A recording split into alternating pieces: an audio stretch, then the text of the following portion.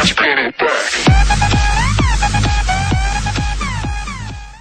is up, guys? It is Turbo here, and welcome to episode 2 of the FIFA 14 career mode. I hope you are going to enjoy this episode because we have a big match against Bayern Munich. The first game of FIFA 14 is probably the hardest team in the game. FC Bayern Munich. We are at home at St. James Park. They are coming to visit, but I don't know why we have a friendly against the best team in the world. But now to start with, the transfer time. It's obviously transfer window. So I spoke to you last episode about the sort of players I want to bring in, and that they're going to be players like I want a winger, a centre attacking midfielder, and I did actually use a fullback as well because my defence is a little bit short. So yeah, there was some interest in Papis Demba from the clubs all around Europe, and well, I don't want to be selling my best player, my main striker, the guy's going to knock in all the goals for me. I do not want to be selling him to anybody, and I sufficiently counter-offered 12 million. If they gave me 12 million, I could probably go out and get a better striker anyway, so I will be happy to do that.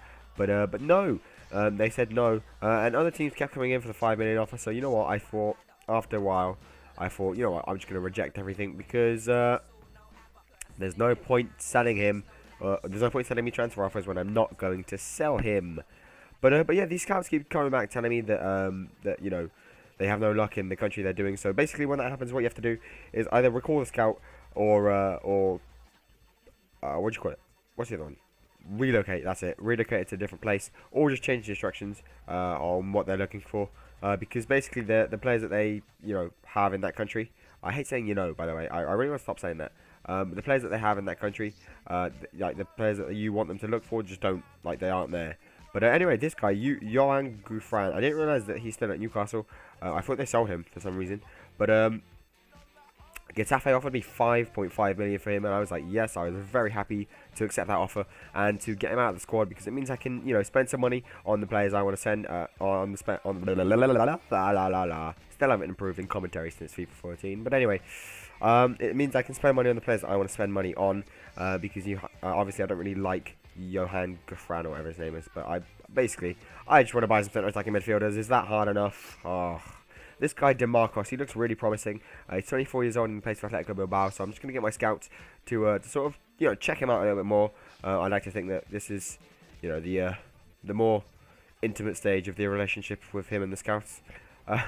But yeah, my other scout, he's in Brazil. He has a judgment of 3-star. I'm just getting them all to look for centre attacking midfielders because I really want a centre attacking midfielder, and a fullback is what I go for. And then towards the end of the transfer window, I'm going to go for a winger as well if I can get one of those on my hands. But there is the team lineup, or you'll see it in a minute. For the Bayern Munich game. Just a second, I need to cough again. I do apologise for this. I absolutely hate being ill, but yeah, there's the team lineup. I'm just going to put all my experienced players on. It's the first game. I want to make a really good impression on the home fans. I am playing 4-5-1 for this game with Cisse up front, Remy's on the bench, and well, it's against Bayern Munich. Obviously, it's a really hard opposition. I forgot to mention last episode. I need to mention it now. I will be playing most of the season on world class if I can. There's going to be times when I just find it too difficult to be on world class when I come up against teams that they just feel like Barcelona. I just can't get the ball off them, and I really dislike it. And so for that reason, I chose to take it down to world class for a little bit. To take it down to professional for a little bit. But I do keep it on world class as much of the time as possible. I play all 3 friendlies on world class, all 3 pre-seasons. I play the first couple of games like world class, and then I switch down to professional for a little bit. But then I put it up to world class after 4 or 5 games. So I'm gonna try and stay on world class from now on. I am like 15 episodes in compared to you guys. but yeah, here we go. First match of the season. Big game against Bayern Munich, and we'll see what we can do. We'll see what we can create.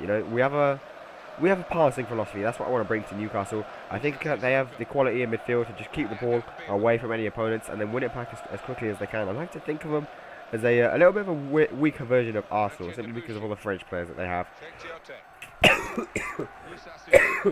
I do apologise for that, guys.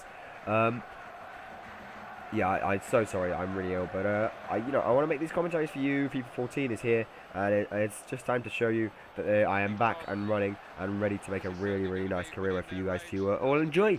Speaking of enjoying it, if you are enjoying it, if you could just leave a like, just take a second out of your day to leave a like for me, I'd very greatly appreciate it. But Bayern Munich had the first chance, a free kick. They tried to curl it over the wall, but it just goes wide. And another thing I like in FIFA 14, this first touch control and then the sprinting thing, I really like it. But then it shows that the push pull, if you're defending, most of the time you win the ball if you're push pulling, if you're right next to the guy. I mean, that showed there Frank Ribery, who isn't exactly the tallest of players or the strongest, managed to push and pull me off the ball. I was Jonas Gutierrez, who is a pretty beefy individual, if we want to put it that way. But Bayern Munich were playing some really good football, passing it around, trying to find the gaps in my defence. But we were staying strong for now, and nothing was really getting through us until the 45th minute. We just let our guard down a little bit just before half time to whip it in, and Mandzukic had a free header.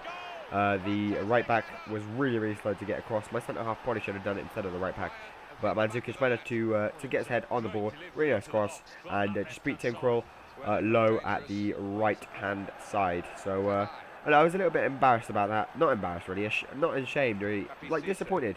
Yeah, it was unlucky.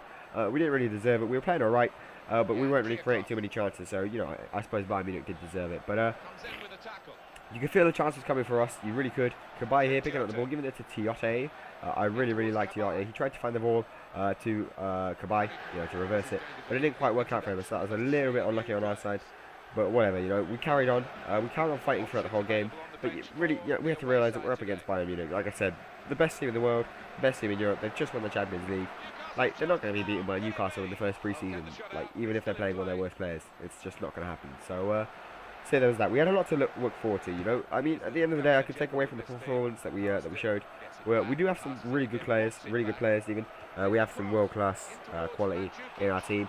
And I definitely think that we could give it a really good push at the Premier League to see just what we can get from the season, because it's really unpredictable. I feel that we can either get relegated or we can either win it. Like, it's probably like to both extremes. It's anywhere in between there. But yeah, this first match is just about up and ready. Like I said, we played a really good game against Bayern Munich. It was a solid game, solid performance from the team. I was happy with it. But the results didn't go our way.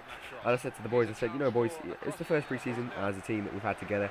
To lose 1-0, only 1-0 against FC Bayern, we're the best team in the world. I'm happy with that.